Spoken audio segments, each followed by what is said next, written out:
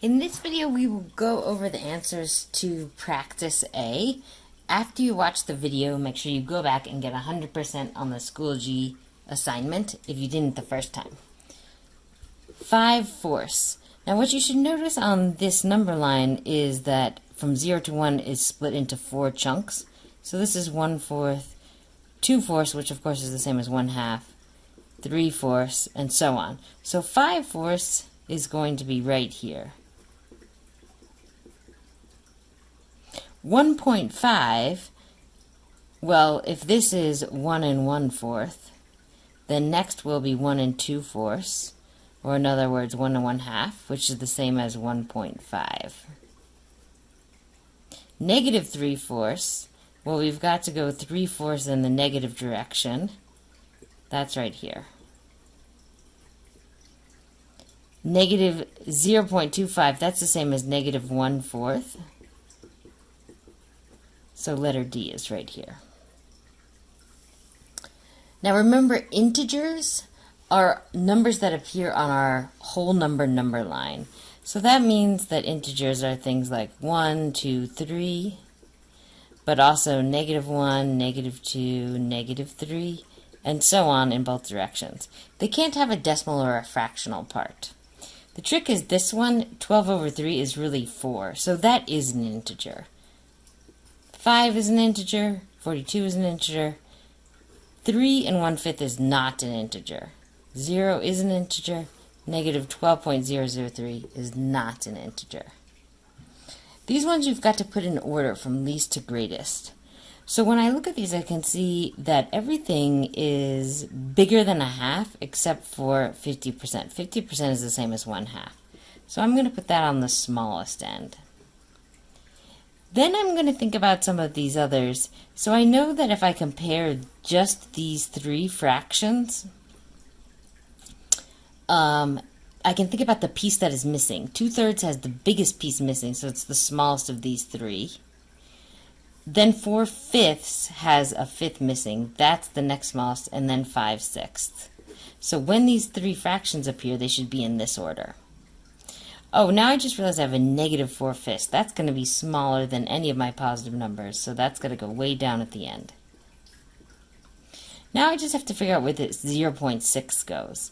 Well, I know 2/3, if I put it in my calculator as 2 divided by 3, I'll see that that's 0.666, totally repeating like this. So that's slightly bigger than 0.6.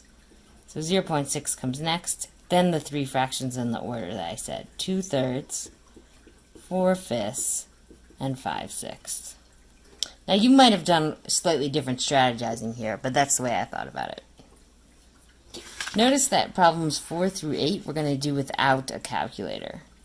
So -15 minus a negative is the same as plus. So this is letter C, and we can say subtracting a negative is the same as that. This one, is the result positive or negative? I guess I might even draw a picture and say if this is 0, here's -12. If I add 7, I'm still going to be on the negative side here. So this is definitely a negative number, and my picture is my explanation.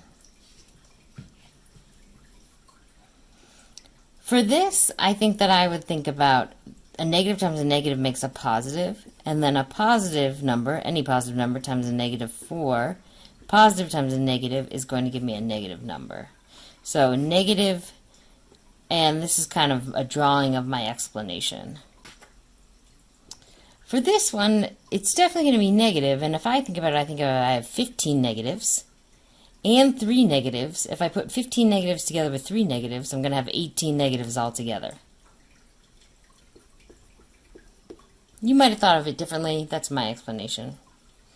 Here, definitely positive. Whenever we divide a negative by a negative, we get a positive. And the same works with multiplication. We know that if we had a negative times a negative, we would also get a positive. When we evaluate, let's be really careful with parentheses. I put -3 where the A was, and -10 where the B was. -3 squared, remember that's -3 times -3. So this is going to give me 4 times 9. Minus a negative is the same as plus. So 36 plus 10 gives me 46. So here I've got to put negative 5 for the x and 2 for the y. I'm going to evaluate the numerator first. So negative 10 plus 10 all divided by 2. And that simplifies to 0 divided by 2, which is the same as 0. Here I'm going to go ahead and change 1/2 into 4/8. So I have negative 5/8 plus 4/8, negative 1/8.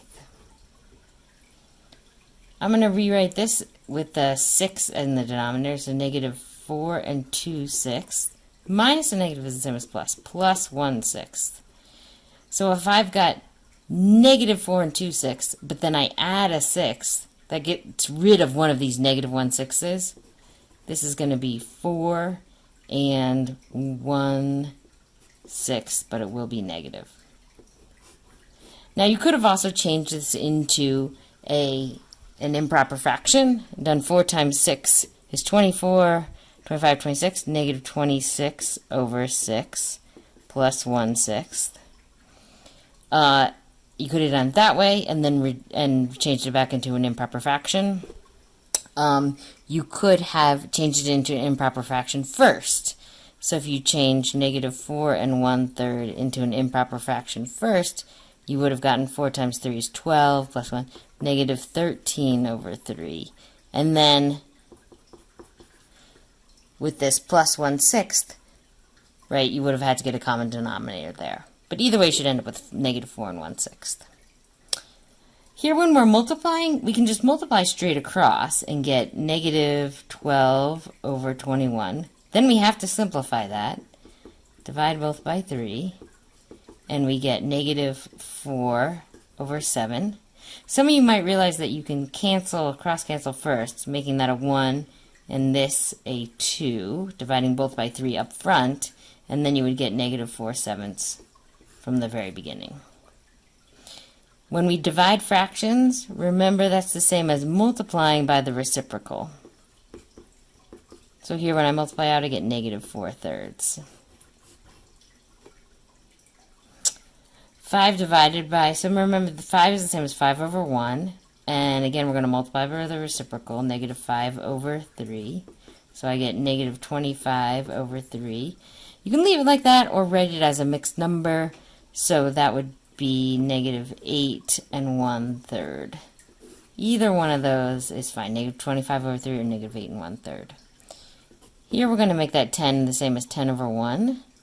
So we can either cross cancel or just multiply across and get a negative times a negative is a positive. So 30 over 5, and that gives me 6. If I had canceled it ahead of time, I would have gotten the same thing in the end.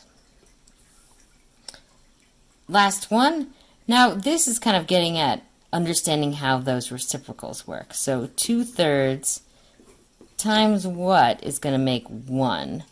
Well, I can think about another way of writing 1 is 6 over 6.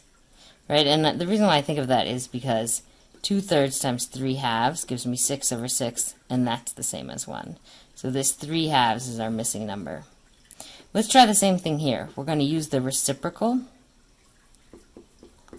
To make a positive 1, I know this is going to have to be negative. And then using the reciprocal, I'm going to try 3/4. So if I multiply that across, right, I get negative 12 over negative 12, which definitely simplifies to be 1. So the missing number here was negative 3/4. Awesome, great job.